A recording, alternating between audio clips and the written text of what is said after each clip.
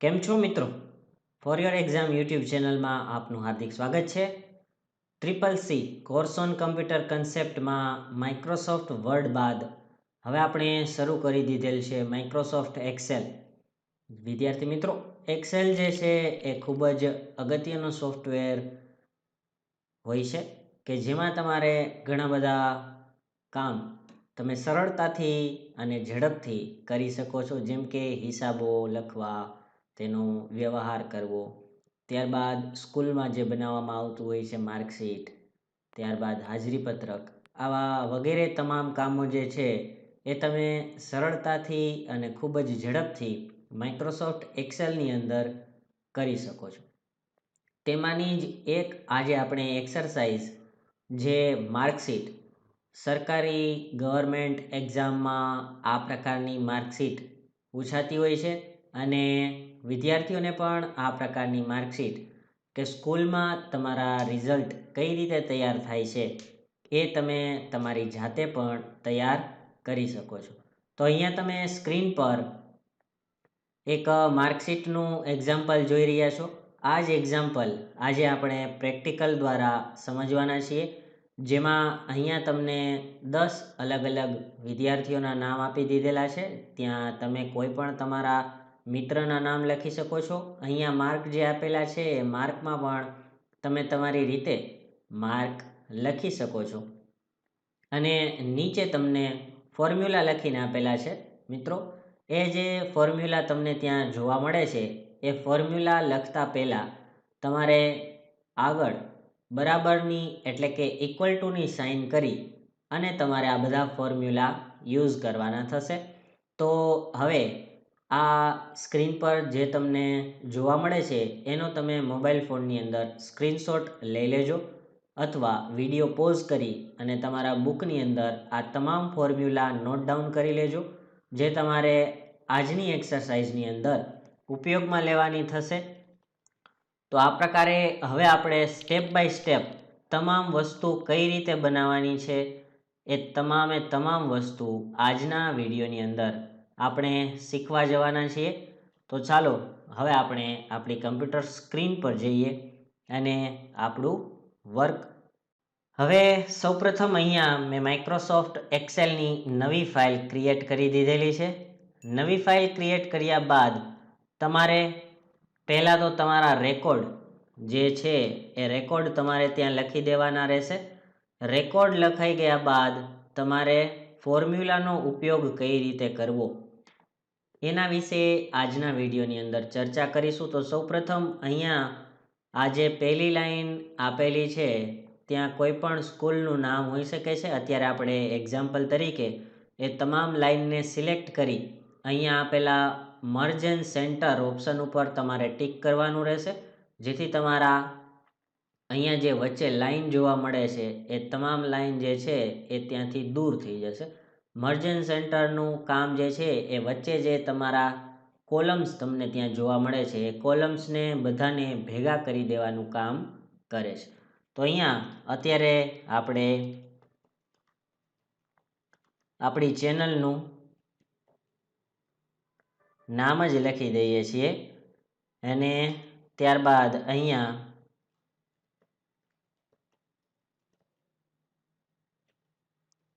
Subscribe for more updates આ રીતે લખી અને તેનું જ પહેલાં આપણે ફોર્મેટિંગ કરી દઈએ છીએ. ત્યાં કોઈ પણ સ્કૂલનું નામ પણ હોઈ શકે છે. વિદ્યાર્થી મિત્રો, આપણે અત્યારે ડેમો એક શીટ બનાવી રહ્યા છીએ. ત્યારબાદ બીજી લાઈન જે છે રો, એને તમારે સિલેક્ટ કરવાની રહેશે અને ત્યાં પણ સેમ પ્રોસેસ કરવાની રહેશે, મર્જ એન્ડ સેન્ટર. હવે મર્જ એન્ડ સેન્ટર પર તમે જ્યારે ટિક માર્ક કરશો એટલે વચ્ચેની લાઈન દૂર થઈ જશે અને ત્યાં આપણે દર્શાવીશું માર્કશીટ અને માર્કશીટમાં પણ સેમ ફોર્મેટ એવું આપણે કરી દઈએ, જેમ કે અહીંયાથી સાઇઝ વધારી દઈએ અને બોલ્ડ કરી દઈએ. આ ફોર્મેટ થઈ ગયા બાદ તમારે અહીંયા જે મેં રેકોર્ડ્સ લખીને રાખેલા છે એ રેકોર્ડ્સ તમારે ટાઈપ કરવાના રહેશે. અહીંયા આપણો સમય ન બગડે એટલા માટે મેં રેકોર્ડ્સ અગાઉથી લખીને રાખેલા છે. એ રેકોર્ડ લખી અને હવે તમારે અહીંયા ટોટલ એટલે કે બધા જ ખાનાનો તમારે સરવાળો કરવો છે કે તમારા માર્ક્સ તમને કેટલા ટોટલ થઈને આવશે. તો તેના માટે સૌપ્રથમ તમારે ફોર્મ્યુલાની શરૂઆત કરતાં પહેલાં બરાબરની સાઇન ટીક કરવાની રહેશે. બરાબરની સાઇન ટાઈપ કર્યા બાદ તમારે ત્યાં ફોર્મ્યુલા લખવાની રહેશે સમ કરી અને તમારે અહીંયા મેથ્સ સેલ એડ્રેસ, એટલે વિદ્યાર્થી મિત્રો અહીંયા જે ઉપર તમને જે ઓપ્શન જોવા મળે છે સી, એટલે કે આ વસ્તુને કોલમ હેડર કહેવાય છે, એટલે તે જોવાનું રહેશે. અને ડાબી સાઈડ તમને અહીંયા 4 એને કહેવાય છે રો હેડર. એક્સેલના ફોર્મ્યુલા લખતા સમયે તમારે કોલમ હેડર અને રો હેડરનું ખાસ ધ્યાન રાખવાનું રહેશે. એટલે હવે આપણે મેથ્સની અંદર 85 માર્ક લખેલા છે એ સિલેક્ટ કરવા માટે તમારે તે બોક્સ નંબર લખવાના રહેશે C4. જેવું તમે અહીંયા C4 સિલેક્ટ કરો છો એવું જ તે બોક્સ સિલેક્શન થઈ જાય છે. અને ત્યારબાદ તમારે કોલનની સાઇન કરવાની રહેશે. કોલનની સાઇન કર્યા બાદ અહીંયા જે ગુજરાતી તમને લખેલું જોવા મળે છે સબ્જેક્ટ, તો એ કયા ખાનાની અંદર દર્શાવેલું છે, તો ઉપરથી આપણે જોઈએ કોલમ હેડરમાં તો G અને રો હેડર જોઈએ તો ત્યાં 4, તો તમારે ત્યાં G4 યુઝ કરવાનું રહેશે. અહીંયા તમે જે કોલનની સાઇન યુઝ કરેલી છે એને રેન્જ સિલેક્શન કહેવામાં આવે છે. એટલે કે અહીંયા તમે જોઈ શકો છો કે આપણે ખાનાનું પહેલું નામ લખ્યું અને ત્યારબાદ ખાનાનું છેલ્લું નામ લખ્યું, તો તમામે તમામ વચ્ચે જે આવતા હતા એ ખાના પણ ત્યાં સિલેક્ટ થઈ ગયેલા છે. હવે તમારે બ્રેકેટ ઓવર કરી અને જેવું તમે એન્ટર કી પ્રેસ કરશો એટલે તમને ત્યાં સરવાળો થઈ ગયેલો જોવા મળશે.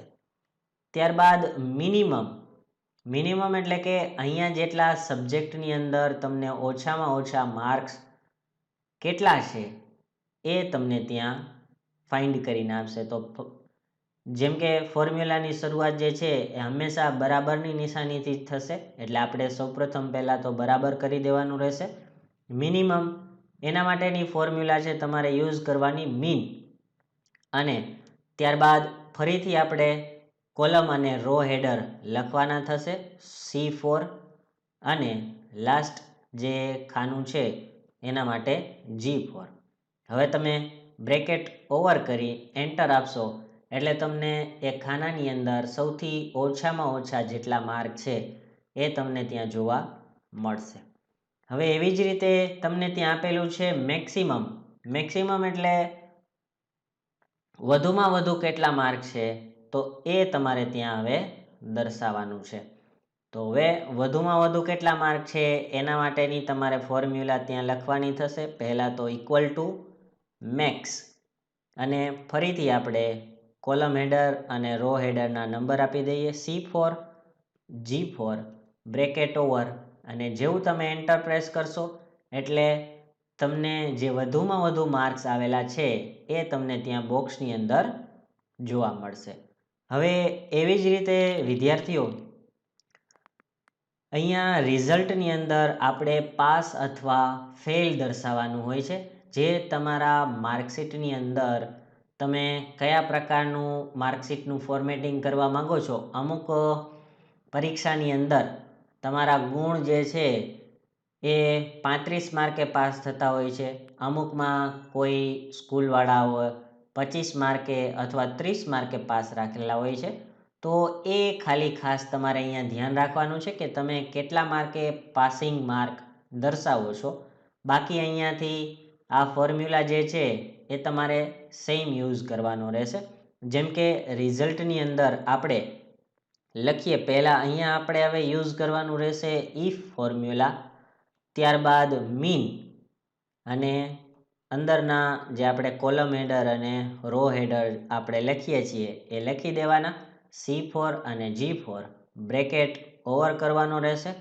ત્યારબાદ ગ્રેટર ધેન ઇક્વલ ટુ 35, એટલે અહીંયા જે છે એ મારે 35 માર્ક જેવા વિદ્યાર્થીઓને આવેલા છે એ જ વિદ્યાર્થી પાસ થવા જોઈએ, એટલા માટે અહીંયા મેં લખેલું છે ગ્રેટર ધેન ઇક્વલ ટુ 35, એટલે કે 35 અથવા 35થી વધારે હોય જે વિદ્યાર્થીઓને, એ વિદ્યાર્થીઓને અહીંયા અલ્પવિરામ કરી અને શું ડિસ્પ્લે થવું જોઈએ, પાસ. અને ડબલ કોટેશન પૂરા. ત્યારબાદ વળી પાછું કોમા, એટલે કે જો આ કન્ડિશન ખોટી પડે તો પાસની જગ્યાએ શું લખેલું આવવું જોઈએ? તો ડબલ કોટેશનની અંદર ત્યાં લખેલું આવવું જોઈએ ફેલ. અને હવે આપણે બ્રેકેટ ઓવર કરી દઈએ અને જેવું આપણે એન્ટર કી પ્રેસ કરીશું એટલે કે આપણા ખાનાની અંદર પાસ લખાયેલું ત્યાં આવી જશે. હવે એવી જ રીતે પર્સન્ટેજની અંદર પણ અમુક આપણે રૂલ્સ રાખેલા છે કે જેમ કે રિઝલ્ટની અંદર ફેલ આવે તો એવા વિદ્યાર્થીઓના પર્સન્ટેજ આપણે કાઢવાના નથી. એવા વિદ્યાર્થીઓની પર્સન્ટેજની અંદર આપણે સ્ટાર દર્શાવવાના છે. તો તેના માટેની કેવી રીતની કન્ડિશન આપણે ત્યાં લખવાની થશે? જેમ કે સૌપ્રથમ તો આપણે આ રિઝલ્ટ સેલ એડ્રેસ ચેક કરવાનું રહેશે, એટલે કે એના જે ખાના નંબર છે એ આપણે ત્યાં લખવાના રહેશે. તો અહીંયા ઇફ બ્રેકેટ ઓપન, ત્યારબાદ K4 ઇક્વલ ટુ, અહીંયા જો તમને ફેલ લખેલું જોવા મળે તો આપણે શું પ્રિન્ટ કરાવવા માંગીએ છીએ? કોમા કરી અને ત્યાં ડબલ કોટેશનની અંદર 3 વખત સ્ટાર પ્રિન્ટ થઈ જવા જોઈએ. એટલે કે રિઝલ્ટના કોઈ પણ ખાનાની અંદર તમને ત્યાં ફેલ લખેલું જોવા મળે તો તમારે પર્સન્ટેજમાં સ્ટાર પ્રિન્ટ થવા જોઈએ. અને જો આ ન હોય તો આપણે ત્યાં બીજી ફોર્મ્યુલા સ્ટાર્ટ કરીએ છીએ. જેમ કે ત્યાં આપણે લખવાનું થશે એવરેજ અને C4 colon G4 bracket over અને બીજો બ્રેકેટ ઓવર. 2 બ્રેકેટ ઓવર કર્યા બાદ તમારે એન્ટર કી પ્રેસ કરવાની રહેશે એટલે તમને ત્યાં પર્સન્ટેજ નીકળીને જોવા મળશે. હવે આવી જ રીતે ગ્રેડની અંદર પણ બધી સ્કૂલના અલગ અલગ રૂલ્સ રેગ્યુલેશન મુજબ અલગ અલગ હોઈ શકે છે, પણ તમારે કઈ જગ્યાએ ક્યાં ચેન્જીસ કરવાના છે એ તમારે એના રૂલ્સ રેગ્યુલેશન જાણી લેવા. જેમ કે અત્યારે હું અહીંયા ફોર્મેટિંગ કરીશ કે 70 અથવા 70થી વધારે જે વિદ્યાર્થીઓને ગ્રેડ આવેલા હોય, જે વિદ્યાર્થીઓને પર્સન્ટેજ મળેલા હોય એવા વિદ્યાર્થીઓને એ ગ્રેડ મળવો જોઈએ. 60 અને 60થી વધારે હોય તો એવા વિદ્યાર્થીઓને બી ગ્રેડ મળવો જોઈએ. 50 અને 50થી વધારે હોય એવા વિદ્યાર્થીઓને સી ગ્રેડ મળવો જોઈએ. અને 35 અથવા 35થી વધારે હોય એવા વિદ્યાર્થીઓને ગ્રેડની અંદર પાસ ક્લાસ લખેલું આવવું જોઈએ. અને જે વિદ્યાર્થીઓ ફેલ થયા છે એમનામાં લખાયેલું આવવું જોઈએ નો ગ્રેડ. તો આ પ્રકારનું મેં અહીંયા ફોર્મેટિંગ રાખેલું છે. જેમ કે હવે આપણે અહીંયા પ્રેક્ટિકલ દ્વારા શરૂ કરીએ તો ઇક્વલ ટુની નિશાની, ત્યારબાદ ઇફ લખવાનું રહેશે. અને હવે સૌપ્રથમ તમારે અહીંયા રિઝલ્ટ સેલ એડ્રેસ ચેક કરવાનું રહેશે, એટલે કે K4 ઇક્વલ ટુ ડબલ કોટેશનની અંદર ફેલ. જો ફેલ હોય એવા વિદ્યાર્થીઓને તમારે શું ત્યાં દર્શાવવાનું છે? ત્યાં લખાયેલું આવવું જોઈએ નો ગ્રેડ. તો અહીંયા તમે ટાઈપ કરી દેશો નો ગ્રેડ ડબલ કોટેશન ઓવર. જો નો ગ્રેડ હોય એટલે કે ફેલ હોય તો નો ગ્રેડ. હવે ફેલ નથી એવા વિદ્યાર્થીઓ માટે આપણે હવે અહીંયા આગળ કન્ડિશન ચાલુ કરીશું ઇફ. એના માટે તમારે હવે પર્સન્ટેજનું કોલન સિલેક્ટ કરવાનું રહેશે, એટલે કે L4 greater than equal two. હવે તમારી બધી કન્ડિશન જે અત્યારે મેં હમણાં તમને અગાઉ માર્ક્સ કીધેલા હતા કે 70થી વધારે હોય તો એવા વિદ્યાર્થીઓને અલ્પવિરામ ડબલ કોટેશનની અંદર એ, એટલે કે એ પ્રિન્ટ થયેલો આવવો જોઈએ, ગ્રેડ એ. ત્યારબાદ બીજી કન્ડિશન એટલે કે કોમા કરીને ફરીથી if L4 greater than equal to 60. તો એવા વિદ્યાર્થીઓને કયો ગ્રેડ આપવો જોઈએ આપણે? તો બી. તો અહીંયા તમે બી લખી દેજો. ત્યારબાદ ફરીથી હજુ એક વખત if bracket open L4 greater than equal to 50. બહુ સમજી અને વિચારીને આ કન્ડિશન લખવાની થશે તમારે. એક વખત તમે યાદ કરી લીધેલી હશે તો તમને ઇઝી લાગશે. હવે 50 હોય અથવા 50થી વધારે હોય એવા વિદ્યાર્થીઓને કયો ગ્રેડ લખવાનો રહેશે? તો સી ગ્રેડ આપણે ત્યાં લખવાનો રહેશે. અને લાસ્ટ છેલ્લી જે ફોર્મ્યુલા છે કે ત્યાં આપણે શું લખીશું? If L4 greater than equal to 35, તો એવા વિદ્યાર્થીઓને આપણે કયો ગ્રેડ આપવાનો છે? પાસ. તો ડબલ કોટેશનની અંદર પાસ લખી ડબલ કોટેશન ઓવર કરવાના રહેશે. અને હવે આપણે જેટલા કૌંસ ઓપન કરેલા છે એ તમામ કૌંસ જે છે એ બંધ કરવાના રહેશે. જેમ કે હું અહીંયા કાઉન્ટ કરું છું કેટલા કૌંસ બંધ કરવાના છે. 1 2 3 4 5. છેલ્લે તમારે જે કૌંસ બંધ કરો એ બ્લેક કલરનો થઈ જવો જોઈએ. એટલે તમારે લાસ્ટમાં 5 કૌંસ બંધ કરવાના રહેશે. અને હવે જેવું તમે એન્ટર કી પ્રેસ કરશો એવું જ તમારા ગ્રેડની અંદર તમને એના રિલેટેડ કયો ગ્રેડ આવે છે એ ત્યાં પ્રિન્ટ થઈને જોવા મળશે. હવે જે એન્ટર કી પ્રેસ કરું છું એટલે મને ગ્રેડના બોક્સની અંદર એ ગ્રેડ પ્રિન્ટ થઈ ગયેલો જોવા મળે છે. હવે આપણી શાળાની અંદર માની લ્યો 100 વિદ્યાર્થીઓ હોય, 200 વિદ્યાર્થીઓ હોય, તો બધા જ વિદ્યાર્થીઓના નામમાં આપણે આ પ્રકારની ફોર્મ્યુલા લખવાની જરૂરિયાત રહેતી નથી. એક્સેલ જે છે એ આપણું કામ સરળ કરી દે છે. હવે અહીંયા તમે સબ્જેક્ટના કોઈ પણ ખાનાની અંદર માર્ક ચેન્જ કરશો. જેમ કે હવે કોઈ નવો વિદ્યાર્થી આવેલ છે, એ વિદ્યાર્થીને મેથ્સની અંદર 25 માર્ક જ આવેલા છે. જેમ કે હવે હું અહીંયા 85ની જગ્યાએ 25 કરી અને જેવું એન્ટર કી પ્રેસ કરું છું એવું મારા તમામ ફોર્મ્યુલાની અંદર ફેરફાર થઈ ગયેલો જોવા મળે છે. અને રિઝલ્ટમાં ફેલ આવી જાય છે. પર્સન્ટેજમાં આપણે સ્ટાર લખેલું એ આવી જાય છે અને નો ગ્રેડ પણ ત્યાં લખાયેલું જોવા મળી જાય છે. એટલે ફોર્મ્યુલા જે છે એ આપણું સમય બચાવવાનું કામ કરે છે. હવે અહીંયા હું તમને શોર્ટકટ ટ્રીક સમજાવી દઉં છું કે જેમ કે તમારી શાળાની અંદર 200, 300, 500 વિદ્યાર્થીઓ હોય તો બધા જ વિદ્યાર્થીઓના નામમાં આ પ્રકારે તમારે ફોર્મ્યુલા લખવા જવાની જરૂર રહેતી નથી. પણ યાદ રાખવા માટે તમારે 4-5 વખત વિદ્યાર્થીઓના નામમાં આ પ્રકારે તમે ફોર્મ્યુલા લખશો તો તમને જરૂરથી યાદ રહી જશે. એટલા માટે તમારે પ્રેક્ટિસ માટે આ રીતની ફોર્મ્યુલા નીચે લખવી જરૂરી છે. હવે અહીંયા જે તમને ગ્રીન ડોટ જોવા મળે છે એ ગ્રીન ડોટ પર જ્યારે તમારું કર્સર જશે એટલે બ્લેક એરોમાં કન્વર્ટ થઈ જશે. એ બ્લેક એરોમાં કન્વર્ટ થઈ જાય ત્યારે તમારે માઉસથી ડબલ ક્લિક કરવાની રહેશે. એટલે જેવી હું ડબલ ક્લિક કરું છું એવું મારા 10-10 રેકોર્ડની અંદર ફોર્મ્યુલા સાથે જવાબ પણ મને ત્યાં જોવા મળે છે. એવી જ રીતે બાજુના ખાનામાં પણ હું ડબલ ક્લિક કરું છું. મિનિમમવાળા મેક્સિમમ રેકોર્ડની અંદર પણ હું ડબલ ક્લિક કરું છું. એટલે મને બધા જ ખાનાની અંદર ફોર્મ્યુલા લખાયેલી જોવા મળે છે. રિઝલ્ટની અંદર હવે જેવું હું અહીંયા ડબલ ક્લિક કરીશ એટલે જે વિદ્યાર્થીઓ ફેલ થયા હશે ત્યાં ફેલ લખાયેલું આવશે, પાસ થયા હશે ત્યાં પાસ લખાયેલું આવશે. આવી રીતે 100 વિદ્યાર્થીઓ હોય, 200 વિદ્યાર્થીઓ હોય તો તમારે માત્ર એક જ ખાનાની અંદર તમારું વર્ક પૂર્ણ કરવાનું હોય છે. તો આ પ્રકારે જે છે એ માર્કશીટ બનાવવાની હોય છે.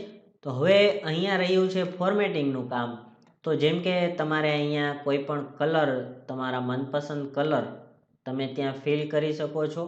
હવે આપણે હેડિંગને કયા કલરે દર્શાવવાનું છે એ કલર પણ આપણે કરી દઈએ અને નામની પાછળ આપણે કયો કલર કરવાનો છે એ કલર પણ આપણે ત્યાં દર્શાવી દઈએ. તો આ પ્રકારે તમે કલર કોમ્બિનેશન પણ કરી શકો છો. હવે રહ્યું છે આને સેવ કરવાની વાત. તો ફરીથી આપણે સ્ટેપ જોઈ લઈએ. જેમ કે તમારે અહીંયા ફાઇલ મેનુ પર ટિક કરવાનું રહેશે. ત્યારબાદ અહીંયા સેવ ઓપ્શન આપેલો છે ત્યાં ટિક કરવાનું છે. અને તમારું જે ફોલ્ડર હોય છે એ ફોલ્ડર તમારે ચૂઝ કરવાનું રહેશે. ફોલ્ડર ચૂઝ કર્યા બાદ અહીંયા તમારે ફાઇલ નેમમાં આપણે જે નામ આપેલું છે અથવા જે એક્સરસાઇઝ બનાવેલી છે એ જ એક્સરસાઇઝના નામથી સેવ કરવું, જેથી આપણે ભવિષ્યમાં તેમને ગોતવી હોય તો એ આપણે સરળતાથી ગોતી શકીએ.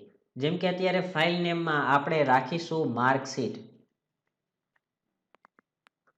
માર્કશીટ લખી અને સેવ બટન ઉપર તમારે ક્લિક કરી દેવાનું રહેશે. તો આ વિડીયો જે છે એ તમને કેવો લાગ્યો, અને અહીંયા તમને જે મૂંઝવતા પ્રશ્ન હોય એ મૂંઝવતા પ્રશ્નો તમે અમને કમેન્ટ કરી અથવા તો અમારા વોટ્સએપ પર અમને મેસેજ કરી અને જણાવી શકો છો. અમે જેમ બને તેમ તમારા પ્રશ્નોનું સોલ્યુશન કરી અને તમને આ એક્સરસાઇઝ જે છે એ સરળતાથી પૂરી કરાવી દઈશું. તો આવી જ નવી એક્સરસાઇઝ સાથે ફરી પાછા મળીશું આવતા વિડીયોની અંદર. તો આ વિડીયો તમને કેવો લાગ્યો એ કમેન્ટ કરી અને અમને અચૂકથી જણાવજો, અને વિડીયોને વધુને વધુ શેર કરજો. આવજો વિદ્યાર્થી મિત્રો.